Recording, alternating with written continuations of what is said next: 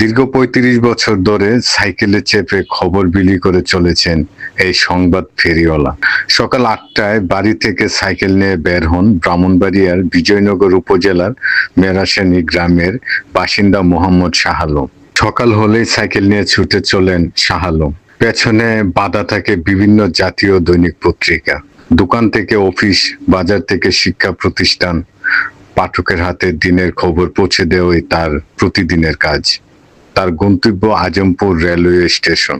সেখানে পারাবার ট্রেনে ঢাকা থেকে আসা বিভিন্ন জাতীয় দৈনিক পত্রিকা সংগ্রহ করেন তিনি। এরপর পত্রিকাগুলো গুছিয়ে সাইকেলের পেছনে বেঁধে শুরু করেন দিনের দীর্ঘ পথ চলা। আখাউড়া পৌর শহরের সড়ক বাজার, উপজেলা পরিষদ এলাকার বিভিন্ন দপ্তর, লালবাজার ও বড় বাজার ঘুরে আখাউড়া চান্দুরা সড়ক ধরে খড়মপুর, দুর্গাপুর ও আজমপুর হয়ে